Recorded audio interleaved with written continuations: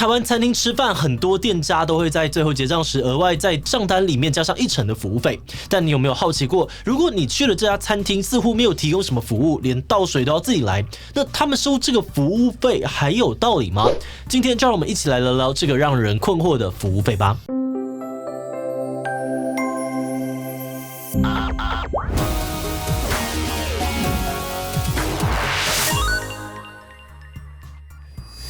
Hello， 大家好，我是志奇。很多人认为台湾餐厅收取的服务费是借鉴了国外的小费制度，所以我们常常会假设自己被收取了服务费，就应该要获得相对周到的用餐服务。当有间餐厅让人感觉服务生态度不好，用餐过程根本没有被服务，或者是听到餐厅老板没有把服务费回馈给员工，许多人就会对餐厅收取服务费这件事情感到不满。但是你有想过台湾的服务费等于国外的小费这个假设很可能并不成立吗？甚至在国外，小费跟服务费根本是2个不同的东西。今天就让我们从国外的状况来讨论餐厅收小费跟服务费的议题吧。不过在开始进入正题之前，按照惯例，先让我们进一段工商服务时间。面对家里精力旺盛的3到6岁小朋友，有什么游戏可以吸引他们注意，又能够让爸妈轻松参与不费力的吗？你在找的就是这一本《盲狗狗在哪里？环岛之旅》。这是一本充满寻宝乐趣的图文书，结合小朋友最喜欢的交通工具，让孩子在阿里山小火车、桃园机场、富冈渔港等8个台湾味的景点当中寻找隐藏在里面的盲狗狗以及指定的物件。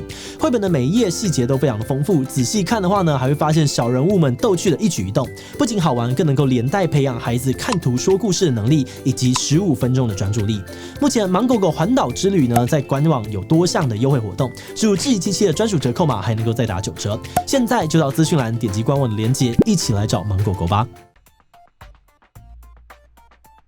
在国外许多地方给小费都是一种礼貌的表现，只要有人为你提供服务，不论是搬行李、打扫客房还是送到餐点，接受服务的一方通常就必须给出一定金额的小费表示感谢。而这样的小费制度在餐饮业当中有一套独特的运作方式。以美国为例，一桌客人通常只会有1位服务生来负责，每次用餐完毕之后，如果没有意外，顾客呢就应该要给予服务生至少10% 小费，而这笔小费将会成为服务生自己的薪资补贴，不会计入餐厅的营收。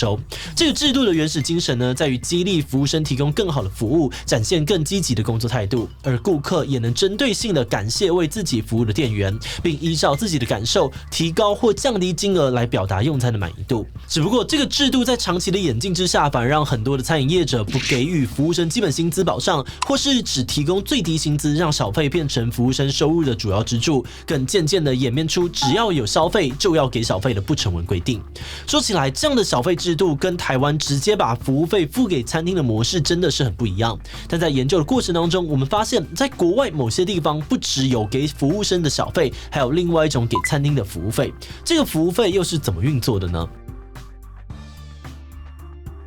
一般来说，国外的服务费通常比较常会出现在高级餐厅或是饭店的宴会厅里面。它收取的名义通常可能是开瓶费，或者是饭店服务费、宴会服务费等等。而此外，也有些店家认为用餐人数比较多的客人服务起来比较辛苦，所以会针对超过一定人数的顾客斟酌收取一笔额外费用。但近年来收取服务费这件事情不再限于高级餐厅或者是提供特殊服务，有越来越多不分价位的餐厅都直白的表示，因为劳工的基本薪资上升，又或者因为食材的价格上升，所以他们需要额外收入来支持店家的成本以及员工的薪水，而这个额外收入就是向顾客收取的服务费。换句话说，国外餐厅所收的服务费常常也跟提供更多或更好的服务没有绝对的关系。而另外，在一些解释如何报税的网站上面，我们发现美国的小费与服务费在定义上面有非常明确的不同。举例来说，小费这笔钱会直接进到服务生的口袋，法律也规定餐厅雇主不能够拿走，而顾客可以指定小费要给谁，金额要给多少，如果对于服务不满意，也有不付的权利。但餐厅服务费的话呢，则是由店家收取，当做总体营业额的一部分，而顾客不能够干涉，也不能够指定餐厅使用这笔服务费的方式。同时，服务费金额是由餐厅来决定，顾客只要用餐就必须支付。这段针对服务费的描述听起来几乎就跟台湾的模式相差无几。那么，国外消费者们又对于这种服务费的想法是什么呢？从国外的论坛与问答的网站综合来看呢，很多外国人其实也不知道小费跟服务费不一样，许多餐厅呢也不会特别让顾客意识到服务费不等于小费。在知名的论坛 Reddit 上面呢，就有许多网友表示他们以为收了服务费就是给过小费了，但当发现这两者不同时呢，就会觉得很生气有种被坑的感觉。有人批评，如果收服务费的原因只是餐厅成本变高，根本跟服务没有关系，那他就应该换个名字，直接叫做用餐额外负担才合理。而在顾客搞不清楚两者差别的情况之下呢，站在第一线的服务生也时常白白蒙受损失还有委屈。一方面很多顾客在付过服务费之后就不愿意再付一次小费，或者呢会给的比较少，导致服务生的收入降低。另外一方面虽然制定餐厅收费规则的是餐厅老板而不是服务生，但是当顾客对于心理预期的服务不满时，服务生却要在第一线面对质疑，花费时间与心理解释。这样的沟通落差对于餐厅、顾客、服务生三者之间的关系其实都是一种负面的消耗。所以近年来有些国家的政府与业者分别用不同方式尝试让一切变得更单纯。2015年，势力庞大的纽约联合餐饮集团只是宣布他们要废弃小费制度，并且把服务费摊提在菜单当中，同时也会明确的告知顾客不收小费，以及菜单含有服务费。集团的执行长梅也表示呢，他们想用这个方式根本性的提高员工薪水，改变服务生薪水低、过度依赖小费的状况，同时也省掉服务费这个名目，诚实而干脆的让顾客知道菜色就是涨价了。而今年爱尔兰政府通过了一项新的草案，规定餐厅应该要清楚的向顾客区分小费与服务费的差异，而且老板不能够把顾客指定要给服务生的小费当做服务费给拿走。事实上，我们的消保会呢，其实也曾经针对 10% 服务费的争议给过明确的解释与立场。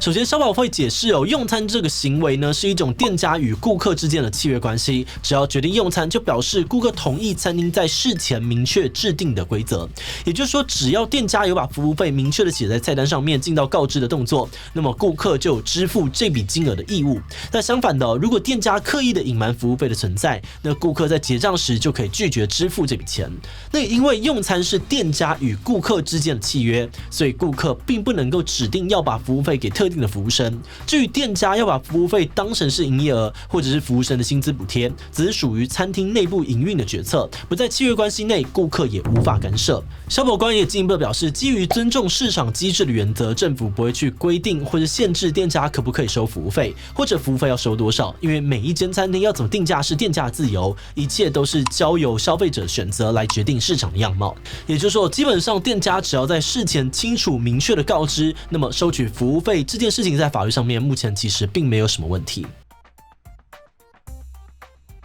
今天这集说下来我们厘清了两个重点，一个是发现原来国外不只有小费也会收服务费，另外一个呢，只是台湾的服务费并不一定是魔改小费制度而来，也有可能是直接照搬国外的服务费制度而来。不过可惜的是，我们在找资料的过程当中，并没有明确找到台湾餐厅开始收取服务费的时间点，也几乎没有餐厅正面的出面说明过他们收取服务费的理由以及制度缘由到底是什么。我们认为或许就是这个从来没有被好好解释的收费原因，造成了消费者对于餐厅提供的服务有期待落差，而这也是大家对于服务费、餐厅与服务生容易感到不满的主要症结点。只不过现在至少我们已经知道，无论是国外还是台湾餐厅的服务费，最后都不会进到服务生的口袋，也跟服务生提供的服务之间没有绝对的关系。所以既然服务费跟服务是脱钩的，或许我们可以进一步来思考，对自己来说怎样的收费理由是自己觉得合理可以接受的呢？例如反映劳工薪资或是食材成本上升可以作为收服务费的理由吗？